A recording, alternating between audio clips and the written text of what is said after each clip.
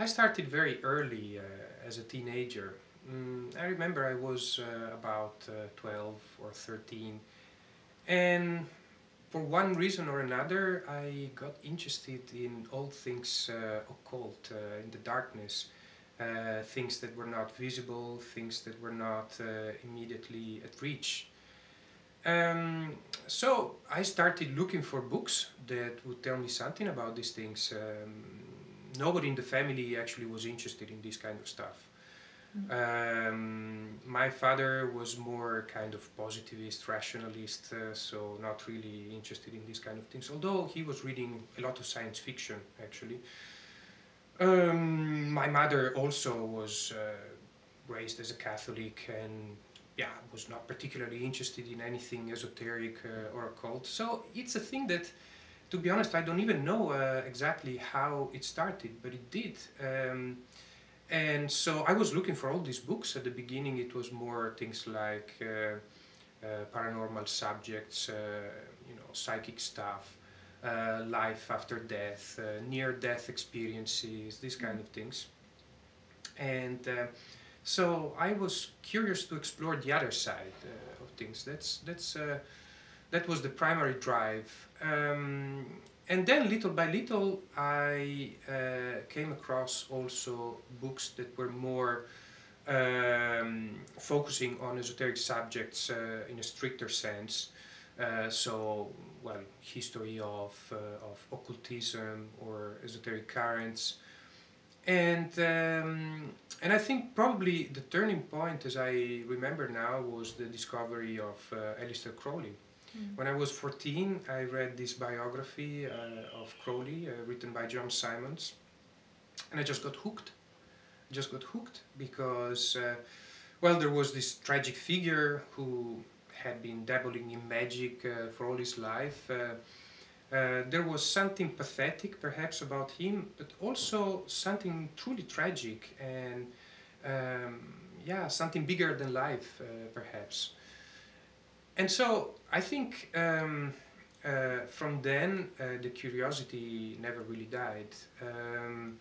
So I was exploring here and there. I was also curious about groups, about movements, about people. I did have some encounters, but back then, of course, I was still very far from becoming a scholar. And then I became a student in philosophy at the university in Milano.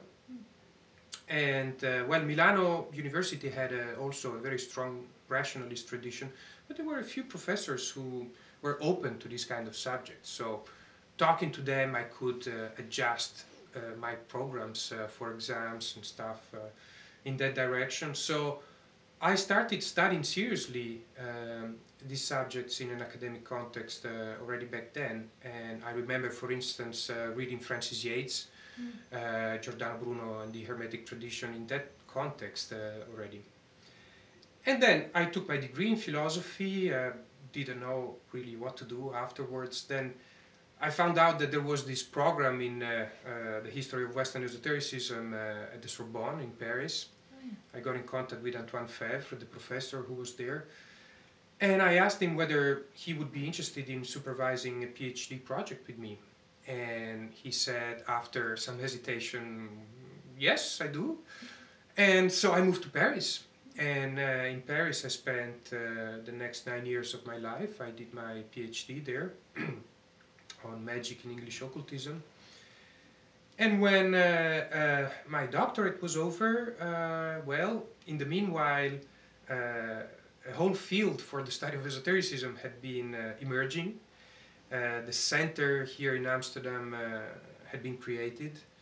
And in 2004, then there was this position available here at the University of Amsterdam, so I applied and I got it. And well, since then, I have been here in Amsterdam.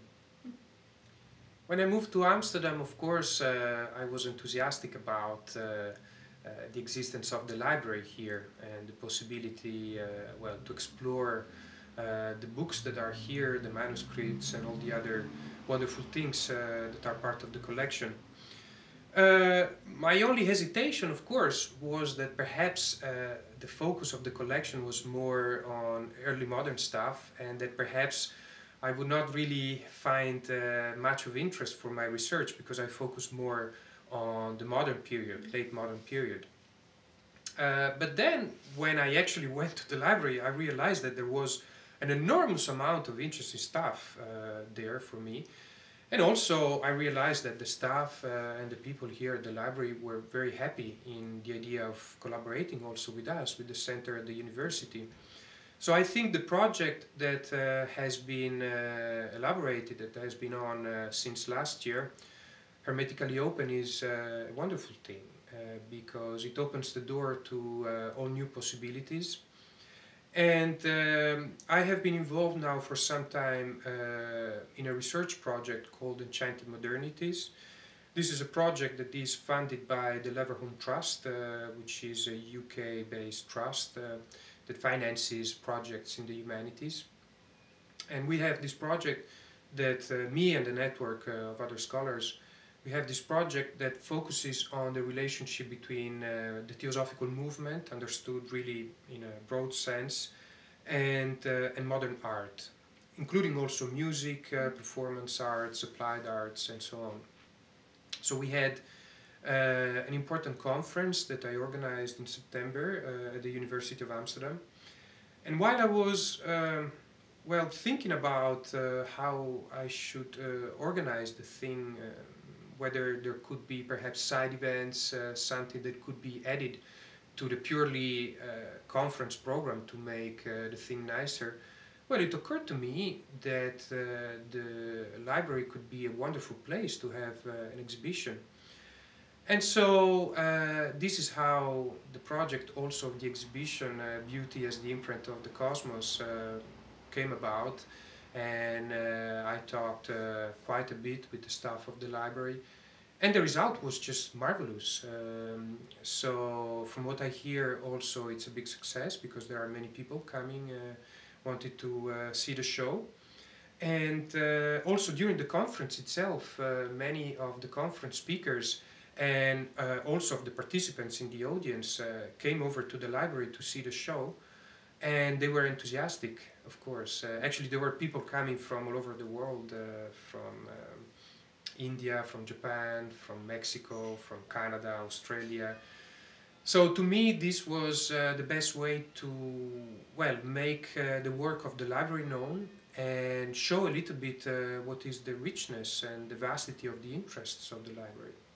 So I think this is just a starting point, and I am sure there will be plenty of opportunities for future collaboration between the library and our center. So the first one is going to be devoted to Gustav Meyrink, which is an old passion of mine. I have been reading his novels since I was a teenager, really, when I was 18, 19 years old. So for me, it's a way to go back to this old enthusiasm I had for his novels back then. For the other two, I think that I am going to focus on Arthur Edward Waite for the second one, which I think is just natural. There is a large collection of papers of Waite here at the library, which is largely unexplored, really. So it still has to be catalogued even, and well, apart from Bob Gilbert, no scholar really has plunged deeply into the collection. So I think it would be interesting perhaps to talk a little bit about Waite and also to show some of the interesting items that are part of this collection. And for the third one, I'm still open a little bit, but I think I will probably do something on the theosophical movement. There are quite a few interesting things here in the library, in the collection. The series of journals, theosophical journals, is quite impressive. There is a lot of interesting material. And also, there are quite some unique collections of private documents of important theosophists. For instance, Isabel Cooper Oakley, who was a very influential, very important figure in the early history of the Theosophical Society. There is a very interesting collection of her papers here at the library. So I haven't made my mind up already, but I think I'm going to focus on that.